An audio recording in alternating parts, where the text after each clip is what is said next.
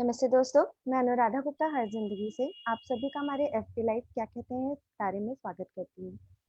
दोस्तों, सावन का महीना चल रहा है और इस महीने में बहुत सारे त्योहार आते हैं। इन्हीं में से एक त्योहार है नाग पंचमी, जो इस वर्ष 13 अगस्त को मनाया जाएगा।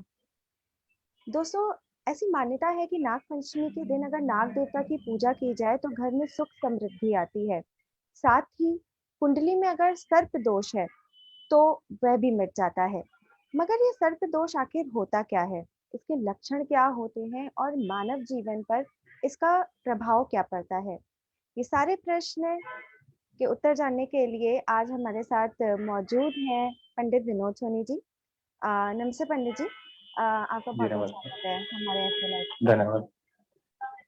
पंडित जी, आज हम जानना चाहते हैं नाग पंचमी के विषय में। हम जानना चाहते हैं कि ये त्योहार क्यों मनाया जाता है और इसका महत्व क्या है? जी, देखिए पहले मैं आपको इसके महत्व बताऊँगा, उसी में ही उसके क्यों मनाया जाता है कि कारण निकल के आएँगे। कि पहली चीज़ तो ये है कि जैसे सावन के महीने में नाग पंचमी का जो त्योहार आता है, जो अभी शुक्रवार को आएगा 13 तारीख को, इसमें कई जगह पर इसकी पूजा-पाठ, अर्चनाएँ शामिल होंगी। कई सारी जगह पर लोग अपने तरीके से पूजा-पाठ करेंगे, क्या करेंगे। लेकिन कई लोगों को इसके विषय में उचित जानकारी नहीं है कि मनाया आखिर ये जो त्योहार है, ये पर्व है, ये क्यों मनाया जाता है, इसके क्या विशेष कारण हैं और इस पर इतनी पूजा-पाठ, अर्चना की जाती है, तो उसका भी कुछ महत्व है, वो क्या महत्व है? तो इसमें कुछ चीज़ें हैं जो पौराणिक कथाएँ हैं, जो हमारे शास्त्रों में दी गई हैं, उसके उसमें लेख मिलते हैं कि इसका विशेष क्या कारण है, क्यों मनाई जाती है। तो एक पहली कथा तो एक इसमें जो हमको प्राप्त होती है वो ये है कि कृष्ण जी के काल में, कृष्ण के समय में जब नागी अकाल का उन्होंने मर्दन किया था, उसका अभिमान खंडन किया था कि जब गेंद खेलते-खेलते मित्रों के साथ कृष्ण जी की नदी नदी में वो गेंद चली जाती है और वो नदी के पीछे गेंद के पीछे छलांग मार देते हैं। फिर वहाँ जाकर नादिया के पास वहाँ पहुँचते हैं, कालिया नाग के पास पहुँचते हैं, तो वहाँ पर उनके साथ का कई काफ़ी युद्ध होता है, काफ़ी उनकी युद्धकर चीज़ें होती हैं, आक्रमण होते हैं उनके ऊपर, लेकिन वो किसी भी तरीके से कालिया नाग को मर्दन कर देते हैं, उसका मान मर्दन करके उसको परास्त कर देते हैं। फिर जब उसको मारने को आखिर होते हैं, तो इतने में उसकी पत्नियाँ जब आती हैं कि प्रभु, आप तो स्वयं साक्षात प्रभु हैं, परमेश्वर हैं, आप इनकी क्यों हत्या कर रहे हैं, आप इनको क्यों मार रहे हैं? तो ऐसा-ऐसा इन्होंने कोई पाप तो किया नहीं है। तो उन्होंने ये कहा है कि पाप नहीं है ये, परंतु आपके कारण अगर यहाँ पर इस जगह पर लोग नहीं आते हैं, आपका विष आप इसमें घोल रहे हैं, जल में घोल रहे हैं, लोग इससे मवेशी, जो पशु हैं, जो यहाँ के लोग हैं, यहाँ पर मर रहे हैं, तो ये तो अनुचित है। और आप भी अपने साम्राज्य के एक राजा हैं, बादशाह हैं, तो और आप इस तरीके की चीज़ें करेंगे तो आपके लिए शोभा नहीं देती है, तो आपको यहाँ से इस स्थान से प्रस्थान करना पड़ेगा। क्योंकि वह नाग या कालिया नाग जो है वो वहाँ इसलिए रह रहा था क्योंकि उसे गरुड़ का शाप था कि वो अगर वो जैसे भी वहाँ पर से जमुना में उसको ही आश्रय मिल सकता है, क्योंकि जमुना में नदी में वो कालिया नाग के ऊपर गरुड़ नहीं आक्रमण कर सकता है। गरुड़ जो है वो जमुना नदी में प्रवेश नहीं कर सकता, तो इसलिए वो वहाँ पर सुरक्षित रहता था। लेकिन जब उन्होंने ऐसा सुना तो कृष्ण जी ने उसको गरुड़ को बुलाकर उस चीज से, उस श्राप से उनको मुक्त कराया और वो कालिया नाग वहां से समुद्र में जाकर वहां पर विराजमान हो गया, रहने लगा। और उस दिन से वहां पे जमुना के किनारे जितने भी लोग गांव में रहने वाले लोग हैं, चाहे गोकुल हो, बलिधाम हो, मथुरा हो, सभी लोग उस चीज से मुक्त हुए। तो ये नागपंचमी का दिन था, इसलिए और विशेष हो जाता है ये। और इसमें कई चीजें और छोटी घटनाएं होती हैं, जैसे इसका महत्व होता है, जिससे विष्णु जी की हम कहें तो विष्णु जी की उनकी जो शैया है जिस पर वो विराजमान है, वो भी शेषनाग के ऊपर ही है।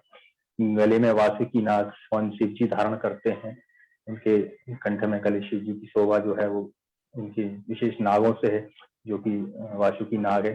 तो जो वो स्वयं नाग ना होकर वो अपने आप में जब शिव जी के गले में धारण करने लगे हैं, विष्णु जी जिनको आसन बनाते हैं, तो वो नाग ना होकर देव तुल्य हो गए हैं, देवता हो गए, नागदेव कहा जाने लगा है उनको।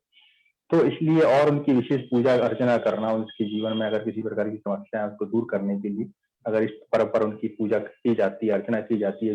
नाग मतलब इस काल, और इस काल की हम जीवन में किसी भी प्रकार का काल चल रहा है, किसी प्रकार की काल घटनाएं उनके साथ घट रही हैं, तो इस अगर नाग देवता की पूजा करते हैं इस दिन, तो उनके साथ जीवन में चलने वाली किसी प्रकार की काल शब्द दोष या नाग दोष या सर्पदंश की अगर उनके जीवन में किसी प्रकार की घटना घट सकती है या घट रही है, तो वो उनकी दूर हो जाती है।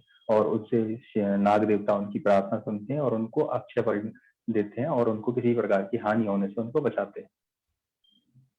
सर जी। आपने जैसे बोला कि नाग पंचमी पे अगर कुछ जो हमें शास्त्रों में बताए गए जो नाग हैं जिन्हें हम देवतुल्य मानते हैं, उनकी अगर हुँ, हम पूजा करते हैं तो काल हुँ, सर्प दोष और सर्प दोष जो है वो दूर हो जाता है। मगर हुँ। पूजा करने के साथ ही क्या मतलब काल सर्प दोष को दूर करने के कुछ उपाय भी हैं? और सर उससे पहले ये भी जी, बताइएगा कि काल सर्प दोष होता क्या है, क्योंकि बहुत सारे लोग नहीं जानते हैं इस बारे में। जी। कालसर्प दोष के विषय में ये है कि जब कुंडली का जो चक्र होता है और चक्र में राहु केतु जो आमने-सामने 2 ग्रह होते हैं, राहु केतु कभी साथ में या इधर-उधर नहीं होते हैं, राहु केतु जब भी रहेंगे तो आमने-सामने ही रहते हैं और उनकी एक तरफ या इस तरफ या इस तरफ कहीं भी दोनों की स्थिति में अगर एक तरफ सारे ग्रह अगर उपस्थित हो जाए, सातों ग्रह अगर एक तरफ चले जाते हैं, तो वो कालसर्प दोष वहाँ पर निर्माण होता है। अब कालसर्प दोष किस जगह पे उत्पन्न हो रहा है, कहाँ पर मृत्यु के घर में उत्पन्न हो रहा है, कहाँ लग्न में उत्पन्न हो रहा है, भाग्य के घर में उत्पन्न हो रहा है, तो ये अलग-अलग कारण के हिसाब से उनकी अलग-अलग विधि-विधान के हिसाब से पूजा होती है।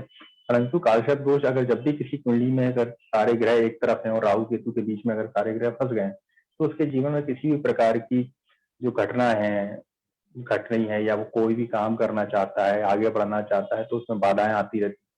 आगे नहीं बढ़ पाता है, चीज़ें करना चाहता है, बहुत कुछ मेहनत करता है, परिश्रम करता है, लेकिन फिर उसके बाद भी अंत में देखता है तो उसको 99 पे जाकर उसकी बॉल रुक जाती है, उसकी गाड़ी रुक जाती है, नहीं हो पाते हैं, सपने उसके साकार नहीं होते, पूरा परिश्रम अथक परिश्रम करने के बाद भी वो सारी चीज़ें उनकी वहीं उसकी रह जाती हैं या जो भी किसी से अगर उसने कमिटमेंट किया है या कहीं किसी किसी से वादा किया है, कुछ वचन कहे हैं तो वो निभाने में असमर्थ हो जाता है। उसको किसी न किसी बात को लेकर मन में खिन्नता ही रहती है, अपने जीवन से बड़ा-सा शिकायतें सी रहती हैं कि मैं कितना परिश्रम करता हूँ, इतना कुछ करता हूँ, पर भी मेरे को उचित परिणाम प्राप्त नहीं होते हैं। वो कुछ भी करना चाहता है, बहुत मेहनत भी करता है, हर व्यक्ति मेहनत करता है, हर व्यक्ति परिश्रम करता है, परंतु हर परिश्रम का हर व्यक्ति को उसका परिणाम नहीं मिल पाता है और वो कहीं न कहीं वो उसकी कुंडली में कालसर्प दोष ग्रह होता है जो उसके कारण उसको बाधा बनाता है। जैसे उसमें जैसे कुछ सिम्पटम्स हैं जैसे उसको चिड़चिड़ापन आना, उसके काम पूरे नहीं हो पाना, काम में बाधा उत्पन्न होना और स्वप्न में अगर आते हैं तो कई बार साँप बहुत दिखना उसको, आपकी बहुत शर्फ दिखना, बहुत परिश्रम करने के बाद परिणाम नहीं मिलना, मानसिक तनाव बना रहना, पारिवारिक जीवन जो उसका है, चाहे वो माता-पिता का हो, के साथ हो या पत्नी के साथ हो या बहन-भाई के साथ हो, तो भी कहीं न कहीं उसके अंदर खिन्नता बनी रहती, कलह बना रहता है और शत्रु पक्ष कोई न कोई बाधा उत्पन्न करते रहते हैं और जिसमें गुप्त शत्रु विशेष रूप से अपना योग निभाते हैं कि उसको सफल होते हुए अगर जैसे ही वो चढ़ने वाला होता है, सफल होने वाला होता है, वैसे किसी न किसी एक ऐसी घटना वो घट देते हैं जिसके कारण उसकी सफलता में उसकी बाधा उत्पन्न हो जाती है और वो हर तरीके से लाचार सा रहता है, एक मजबूर सा निराश सा बना रहता है। तो और हर समय एक चिंता में डूबा रहना, परेशान बना रहना, प्रसन्नता के भाव उसके चेहरे से हट जाते हैं। तो ऐसी कुछ चीज़ों में उसको ये कालसर्प दोष अगर है तो कोई ऐसी चीज़ है, उसको संकेत मिलने लगते हैं। अच्छा, तो इसके उपाय क्या हैं सर? मतलब इसके लिए क्या सिर्फ ये नाग पूजा ही करें या कोई ये और भी? नाग पूजा है, इसमें नाग पूजा ही अकेली नहीं होती है। इसमें कई प्रकार की चीज़ें जैसे शिव जी का अगर इसमें शिव जी का अभिषेक करते हैं क्योंकि शिव जी नाग को कंठ में धारण करते हैं और इस दिन अगर वो तांडव स्तोत्र का पाठ किया जा सकता है जो कि बहुत अच्छा रहता है, श्रेष्ठ रहता है और इस दिन अगर किसी को इस प्रकार की घटना घट रही तो बहते हुए तालाब में तो बहती हुई नदी में या तालाब में वो चांदी के नागिन के जोड़े को प्रभावित कर सकते हैं और काश्यप दोष मुक्ति के लिए राहु शांति के जाप भी करवा सकते हैं, राहु केतु के जाप करवाए जा सकते हैं। राहु केतु की जाप अगर करवाना है तो शिव मंदिर में और राहु काल में अगर करवाते हैं तो विशेष उसका फल मिलता है इस समय में और साथ में धतूरे की माला अगर शिव जी को अर्पित की जाती है आज के दिन तो विशेषकर उनको पितृदोष से बाधा से उनको मुक्ति मिलती है। सर एक प्रश्न मेरे मन में उठ रहा है, मैं पूछना चाहती हूँ जी, जी, मैं बताएँ। खुद भी बचपन से देखते हुए आ रही हूँ कि जब नाग पंचमी का दिन आता है ना, तो बहुत सारे सपेरे घूमने लग जाते हैं अपने हुँ, वो अपने-अपने उसके साथ बीन और नाग के साथ और हुँ। लोग जो है उन्हें घर बुलाते हैं, नाग के दर्शन करते हैं, उन्हें दूध पिलाते हैं नाग को। अ, लेकिन क्या वाक़ई इसकी कोई कोई धार्मिक इसका महत्व है या फिर ये सिर्फ़ एक प्रचलन है और भ्रांति है? ये देखिए सपेरा प्रजाति जो है, वो नागों के ऊपर ही आश्रित रहती थी। तो आज का दिन तो उनके लिए त्योहार जैसा हो जाता है क्योंकि वो नाग का दर्शन कराकर लोगों को भ्रमित करके और उससे कई सारी चीज़ें वो अपने उसमें दान में ले लेना। अब एक नाग को एक सपेरा लेकर निकलता है और घर-घर जा रहा है, वो दूध पिला रहा है। एक बिल्डिंग में मगर 100 परिवार हैं, तो 100 घर के यहाँ से वो नाग में क्या दूध पी पाएगा? संभव ही नहीं। लेकिन वो उसकी रोज़गारी के माध्यम से उसको दिखा के अपना रोज़गार चला लेता है। अब तो खैर भारत सरकार ने नाग को बैन कर दिया है, इस प्रकार की चीज़ों को नागों को जो सपेरे प्रजाति के लोग होते थे उनको आश्रय देने के लिए ज़मीनें दे दी गई हैं, कुछ-कुछ रोज़गार उनको दे दिए गए हैं ताकि इस चीज़ से इस प्रकार से वो बाहर आएँ। क्योंकि वो अपने रोज़गार के चक्कर में एक पशु को, एक जीव को वो सताते थे और परेशान करते थे, उनको परेशानी होती थी। तो ऐसी कोई पौराणिक चीज़ है नहीं। हाँ, नाग के दर्शन अशुभ माना जाता है, नाग के दर्शन हो जाते हैं। अगर आपको स्वतः नाग के दर्शन होते हैं, अगर किसी बामी नाग की बामी है, अगर वहाँ पर आपके दर्शन होते हैं और आपको स्वतंत्र रूप से कोई नाग आपको दर्शन देता है, तो जो वाक़ई ईश्वर का अंश माना जाता है, शिव अंश माना जाता है कि अगर आज किसी नाग देवता के दर्शन होते हैं, तो वो अकस्मात होते हैं तो विशेष लाभ है। लेकिन ये तो एक रोज़गार माध्यम हो गया और किसी जीव को सताने के जैसा हो गया कि आप उसको दूध पिलाए जा रहे हैं, उसमें बार-बार दूध में मुँह डालते हैं, उसको साँस लेने में अवरोध पैदा होता है। हो सकता है ऐसे में कई बार साँप मैंने देखा है अपने जीवन में कि ऐसे साँप कई बार मर भी जाते हैं, सुबह से शाम तक सपेरा लेके घूमता है और शाम तक वो बेचारा शायद मर ही जाता है, उसको कहीं भी कोने में फेंक देते हैं। तो उनका तो पेट पालन हो गया लेकिन उस पशु का तो हत्या हो गई, तो ये गलत है। ऐसी चीज़ों को अ आगे नहीं बढ़ने देना चाहिए। इस प्रकार की इन चीज़ों को अगर ऐसा कोई करता भी है तो उसके लिए कोई शिकायत अगर कहीं होती हो तो वो कर देना चाहिए कि एक जीव की हत्या होती है, अगर उस दिन उस जीव की सेवा करने की अपेक्षाकृत हम उसको सता रहे हैं, उसको परेशान कर रहे हैं, तो ये गलत बात है। ये चीज़ परंपरा ये किसी प्रकार की कुप्रथा साबित हो गई है, चल पड़ी है। ये सपेरा एक प्रजाति हुआ करती थी जो अपना सपेरा साँपों से ही अपना जीवन चलाते थे। एक था वो, अब भारत सरकार ने उन चीज़ों को बैन कर दिया है, तो उन चीज़ों को अपनाना चाहिए कि भई ऐसा ना हो कि आपकी वजह से भी कुछ लोग अगर आप ऐसे लोगों को दान देते हैं या पैसा देते हैं, तो भी उन लोगों के अंदर लालच पैदा होता है। लालच पैदा होता है तो वो ऐसे जीव को पकड़ते हैं, उनको सताते हैं और कहीं न कहीं हम उसके दोष के भागी हम ही बन जाते हैं। तो उसके दोष के भागीदारी तो हम ही बन रहे हैं, तो ये गलत बात है। इनको उठाना नहीं चाहिए, इनको बढ़ावा नहीं देना चाहिए। तो अगर आप हमारा एफबी लाइव देख रहे हैं तो आपने पंडित जी की बात सुन ली होगी और आप ये चीज़ समझने की कोशिश करें कि नाग पंचमी का त्योहार है इसे अच्छे से मनाएं मगर किसी जीव को परेशान न करें। नाग को देखने उसके दर्शन करने के लिए सपेरे को घर बुलाना, उसको दूध पिलाना ये सारी चीज़ आप एक करके आप एक जीव को परेशान कर रहे हैं। और पंडित जी ने जैसा कि बताया कि अ, साँप मर भी जाते हैं, तो इस तरीके से आप पुण्य कमाने की जगह एक पाप के भागी बन रहे हैं, तो ऐसा हुँ, बिल्कुल भी ना करें। तो पंडित जी हम अपने अगले प्रश्न की तरफ बढ़ते हैं। अ, जी। अगला प्रश्न ये है कि जो सावन का त्योहार मतलब सावन का महीना होता है, इसमें लगभग जितने भी त्योहार होते हैं, वो महिलाओं से ही जुड़े होते हैं। चाहे वो तीज हो गई, हुँ, चाहे वो सावन की शिवरात्रि हो गई या अभी हुँ, आने वाला जो पर्व है रक्षाबंधन हो गया। लेकिन हुँ। जो नाग पंचमी है, क्या इसमें भी कहीं से कुछ ऐसा है कि महिलाओं के लिए ये पर्व विशेष हो? खास तौर से विवाहित महिलाएँ क्या कर सकती हैं इस पर्व पे अपने पति की तरक्की के लिए या जी, जी, जी, जी। घर की सुख समृद्धि के लिए? ये बहुत बहुत अच्छा प्रश्न उठाया है अनुराधा जी आपने। इस समय पे स्त्रियाँ, खास तौर से जो सुहागन स्त्रियाँ हैं, विवाहित स्त्रियाँ हैं, अगर वो अपने घर में अपनी सुख समृद्धि के लिए और अपनी पति की सुख सुविधाओं के लिए, आगे उन्नति के लिए अगर वो क्या करें, तो इस दिन वो अपने नाग देवता के लिए विशेष पूजन वो कर सकती हैं। और उनके लिए विशेष पूजन करके विशेष दान दे सकती हैं। और उसके लिए ये है कि पत्नियां इस दिन के दिन सरसों के तेल के में कुछ मीठे भजिए, जिन्हें गुलगुले कहा जाता है कुछ जगह पे, उनको बनाकर वो किसी गरीबों को दान करती हैं या उन्हें खिलाती हैं, तो निश्चित है उनके जीवन में कई प्रकार की मिठास खुलती है। और उनके आपसी दाम्पत्य जीवन में अगर किसी प्रकार की निराशा है तो वो ठीक होती है।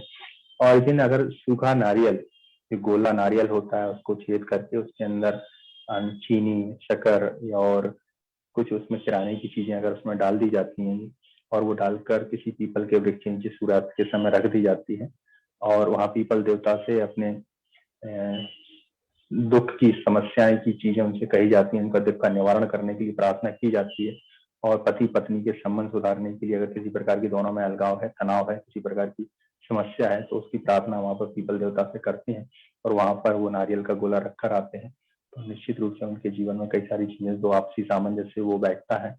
और इस दिन स्त्रियां प्रातःकाल अगर स्नान करके शिव जी को दूध अर्पित करके और माता पार्वती की पूजा अर्चना करती हैं और माँ गौरी को सिंदूर अर्पित करके अपने सुहागन की, अपनी सुहाग की लंबी आयु के लिए प्रार्थना करती हैं। और उनके पति की अगर इच्छाएं किसी प्रकार की नहीं हो पा रही हैं या उनको असफलताएं हासिल लग रही है, तो माता गौरी से वो दिन प्रार्थना करती हैं और उनके सुखी जीवन की कामना करती हैं। तो निश्चित है कि उनके जीवन में जो जीवन जो निराशाजनक चल रहा है वो काफी अच्छा होने लगता है।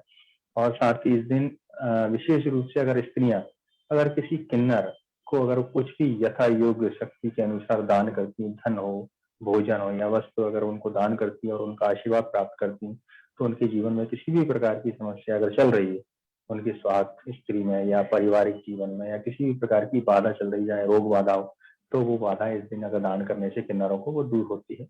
और उनके आशीर्वाद अगर उनसे लेती हैं तो किसी भी जीवन के जो रास्ते कठिन है वो सरल होते हैं। सर, आपने इतनी अच्छी जानकारी दी, अब ये भी बताइए कि राशि अनुसार नाग पंचमी का ये जो त्योहार है वो लोगों के लिए कैसा रहेगा और उन्हें क्या उपाय करने चाहिए? जी, हर राशि के लिए अपना-अपना एक कैसा रहेगा, क्या ये तो खैर ग्रहों के अनुसार चीज़ें हैं, चल ही रही हैं। अब जैसे मेष राशि वाले जातक जो हैं, मेष राशि वाले कभी थोड़ा अगर राहु की छाया उनके साथ किसी लोगों के साथ चल रही है, तो इस दिन अगर वो रुद्राष्टक का अगर वो पाठ करते हैं, रुद्राष्टदायी का पाठ करते हैं और शिव जी को जल अर्पित करते हैं, तो उनके लिए अच्छा रहता है। और उनको किसी प्रकार की समस्या आ रही थी, इस दिन ये पूजा करने से उनको शांति मिलती है। और वृषभ राशि वाले अगर आज के दिन से संकल्प लेते हैं कि तांबे का सिक्का एक नदी तालाब में अगर वो डालते हैं और उनके प्रति जो राहु की समस्या इस समय चल रही है, जो राहु उनकी राशि में गोचर कर रहा है, तो उनकी समस्या राहु के कारण दूर होती है। ऐसे ही मिथुन राशि वाले जिसकी शनि की ढैया से प्रभावित होकर चल रहे हैं, शनि की ढैया उनको परेशान कर रही है, तो इस दिन से वो संकल्प लें कि 40 दिन तक वो कुष्ठ रोगी को मूली का दान करते हैं, तो निश्चित रूप से उनके जीवन में शनि की ढैया का जो प्रभाव चल रहा है वो शांत होता है और उनको इस समस्या से मुक्ति मिलती है। और कर्क राशि वाले भी कहीं न कहीं कानूनी रूप से विवादों में घिर रहे हैं, उनकी समस्याएँ उनको साथ चल रही हैं। तो यदि वो इस दिन से संकल्प लें कि हर शुक्रवार और शनिवार के रूप में बहते हुए पानी में एक नारियल जल प्रवाहित करें, तो उनके लिए उनकी समस्याएँ दूर होंगी। और सिंह राशि के वाले जातक जो है, वो भी कहीं न कहीं मानसिक रूप से तनाव से जो है ग्रसित हैं इस समय में, और तनाव उनको अधिक चल रहा है। उनको अज्ञात शत्रु उनके साथ, गुप्त शत्रु उनके साथ किसी न किसी प्रकार का षड्यंत्र कर रहे हैं। तो इस दिन वो एक नारियल और 11 बादाम लाल कपड़े में बाँधकर मिट्टी में दबाते हैं, और तो उनके ऊपर किसी भी प्रकार की ग्रह बाधा चल रही है, तो उनकी वो ग्रह बाधा दूर होती है। और कन्या राशि वाले जो हैं जातक हैं, कन्या राशि वाले जातक जो इस समय चिड़चिड़ापन उनके अंदर काफ़ी हावी हो रहा है, मानसिक बल उनका कमज़ोर हो रहा है, वो भ्रमित स्थिति में चल रहे हैं। तो इस दिन से वो 11 बुधवार को लगातार 100 ग्राम साबुत धनिया अगर वो किसी गरीब को दान करते हैं, तो उनकी जो भ्रम की स्थिति है वो दूर होती है और उनको आगे बढ़ने का रास्ता साफ होता है। और तुला राशि वाले इस समय शनि की ढैया से प्रभावित होकर चल रहे हैं, तो कहीं न कहीं उनकी चीज़ों में अड़चनें आ रही हैं, परेशानियाँ आ रही हैं। तो इस दिन से वो संकल्प लेते हैं कि 45 क्लास होते समय से पहले, सोने से पहले थोड़े-से जौ अपने सिरहाने रखते हैं और वो सुबह उठकर वो जौ को पक्षियों को अगर वो चुगाते हैं, चिड़ियों को डाल देते हैं, तो उनकी जो समस्या शनि की चल रही है, शनि जिसकी अड़चनें आ रही हैं, तो वो उनकी दूर होती है। और वृश्चिक राशि वाले जो कि अभी केतु की प्रभाव में चल रहे हैं, केतु की गोचर उनके साथ चल रहा है, उनकी राशि में केतु भ्रमण कर रहे हैं, तो आज के दिन वो अगर गणेश जी की स्थिति करते हैं या गणेश गजेंद्र मोक्ष का पाठ करते हैं और साथ ही घर में पीले रंग के फूलों का पौधे लगाते हैं या पीले रंग की बंधनवार लगाते हैं, अपने फूलों का अपने चौखट पे लगाते हैं, तो उनको जो केतु की समस्या जो उनके साथ चल रही है, जो व्याधा चल रही है उनके साथ, वो उनसे दूरी होती है, उनको मुक्ति मिलती है। धनु राशि वाले जातक जो हैं, धनु राशि के जातक अब शनि की साढ़े सातवीं के अंतिम चरण से गुजर रहे हैं और अंतिम चरण के कारण उनके शारीरिक और मानसिक बल में थोड़ी सी कमी आ रही है। यदि वो नाग पंचमी के दिन हनुमान जी के मंदिर में 11 बादाम चढ़ाते हैं और 11 बादाम चढ़ाने के बाद 40 मंगलवार नियमित शनिवार को शनिवार और मंगलवार को चींटियों को आटा और मीठा खिलाते हैं, किसी पीपल के वृक्ष के नीचे चींटी को डालते हैं, तो उनकी जो समस्या चल रही है वो दूर होती है। मकर राशि वाले इस समय भी साढ़े साती के मध्यम चरण से गुजर रहे हैं और मकर राशि वाले जातक यदि नाग पंचमी के दिन संकल्प लेते हैं कि 11 शनिवार को काली तिल और जौ का दान वो मंदिर में करते हैं, तो शनि की जो बाधा चल रही है उनके साथ उनको मुक्ति मिलती है। और साथ ही मीन राशि के जातक जो हैं, मीन राशि के जातक अभी इस समय काफी चिड़चिड़ापन उनके अंदर हावी हो रहा है, मानसिक तनाव उनके अंदर चल रहा है और वो आज के दिन अगर अष्ट धातु का कड़ा वो धारण करते हैं और 1 माह तक आज के दिन से घर में ही भोजन करते हैं, घर का ही भोजन करते हैं और घर के बाहर का भोजन उनके लिए बना हुआ भोजन नहीं खाते हैं, तो उनके साथ जो चिड़चिड़ापन है, उनके साथ जो उनके दाम्पत्य जीवन में किसी प्रकार की समस्या चल रही है या उनके पति के साथ उनका अलगाव चल रहा है या पति पत्नी दोनों में अलगाव चल रहा है, तो वो दूर होता है। और ये मीन राशि की विशेषकर महिलाओं के लिए अगर इस प्रकार का ये पूजन करती हैं, तो उनके जीवन में आ रही, उनके दाम्पत्य जीवन में आ रही समस्याएं बिल्कुल निश्चित रूप से दूर होती है। पंडित जी, आपका बहुत-बहुत धन्यवाद इतनी सारी जानकारी देने के लिए।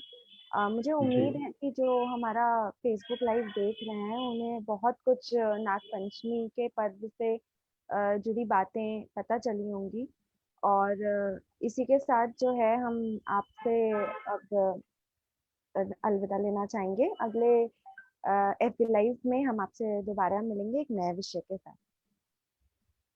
धन्यवाद।